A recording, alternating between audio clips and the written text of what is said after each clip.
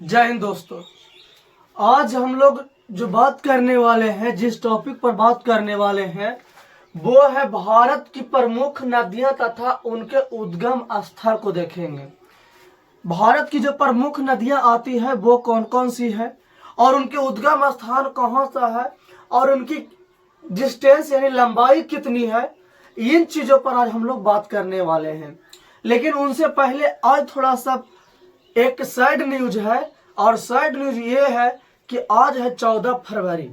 14 फरवरी के दिन ही वर्ष 2019 ईस्वी में 14 फरवरी वर्ष 2019 ईस्वी में ही एक पुलवामा में अटैक हुआ था आतंकवादियों के दौरान, जिसे हम लोग आज ब्लैक डे के रूप में भी आज हम लोग मनाते हैं।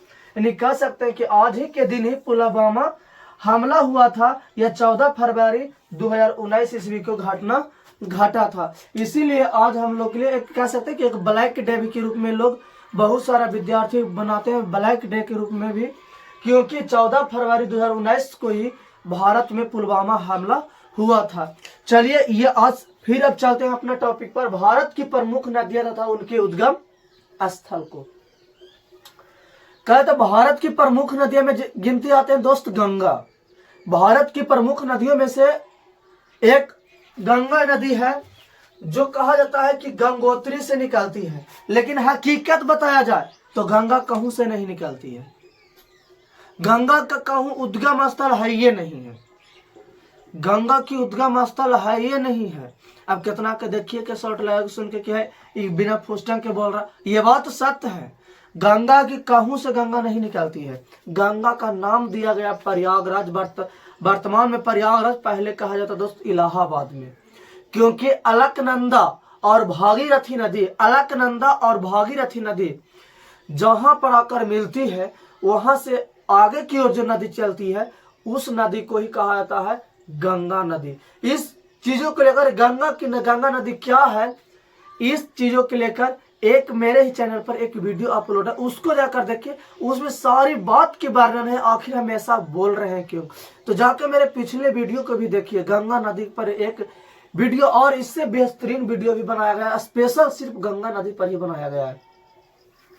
तो गंगा नदी कहूं से नहीं निकलती है, गंगा नदी का नाम पड़ा है तो इसलिए। लेकिन इस तरह से कोई विद्यार्थी आप 10वां का एग्जाम देने वाले हैं, उन लोग के याद रखना गोमुख गंगोत्री से निकलते हैं। गोमुख गंगोत्री से उत्तराखंड से निकलती है दोस्त, और जिनकी लंबाई 2525 किलोमीटर है, 2525 किलोमीटर है। और यह कहा था कि बंगाल की खाड़ी में गिरती है।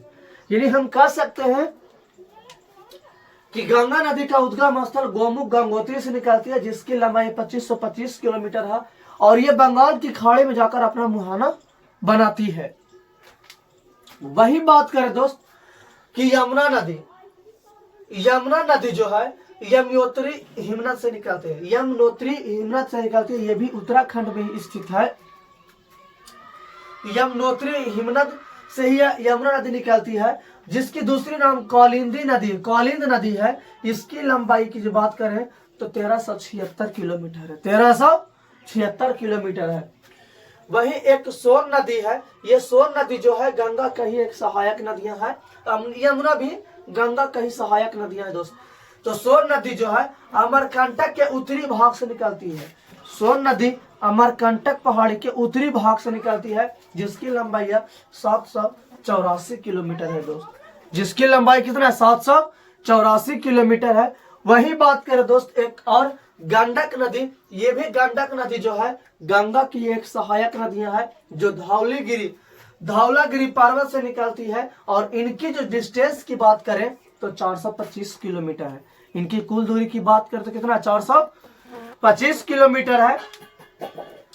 वही कोसी नदी, कोसी भी एक भारत की प्रमुख नदियों के रूप में गिना जाता है दोस्त।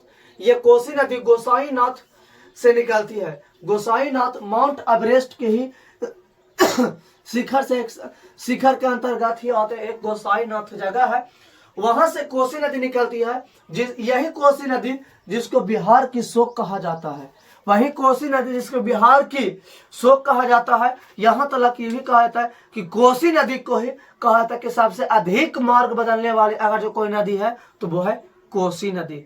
सबसे अधिक मार्ग बदलने वाली नदी है कोसी नदी, जो गोसाईनाथ से निकलती है, यानी नेपाल से निकलती हुई 729 किलोमीटर की दूरी तय करके बिहार में आकर गंगा नदी से मिल जाती है। यानी हम कह सकते हैं आप प्रत्यक्ष रूप से ही कह सकते हैं दोस्त कि कोसी नदी गंगा की ही एक सहायक नदियां है।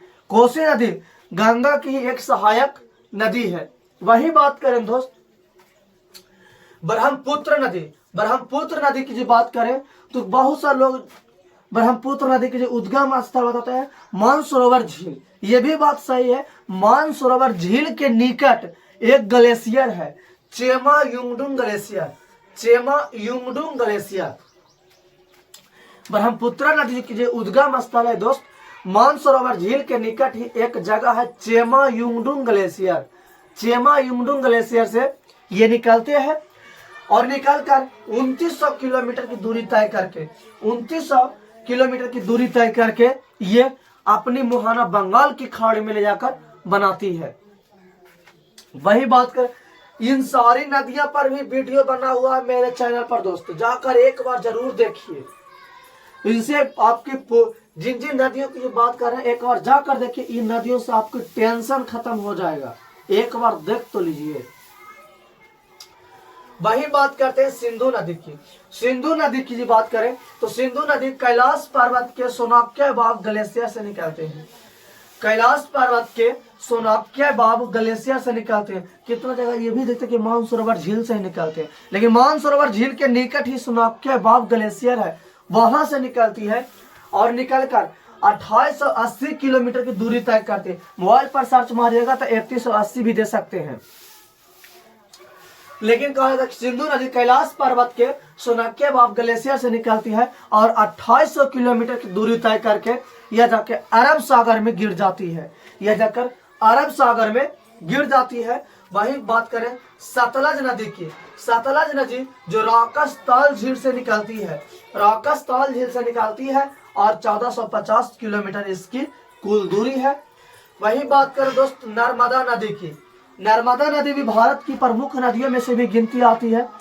नर्मदा नदी जो है अमरकंटक के पहाड़ मैकाले पर्वत से निकलती है। यानी कह सकते हैं कि अमरकंटक से ही कौन निकलती है? नर्मदा नदी। नर्मदा नदी के भी उद्गम स्थल कहाँ है?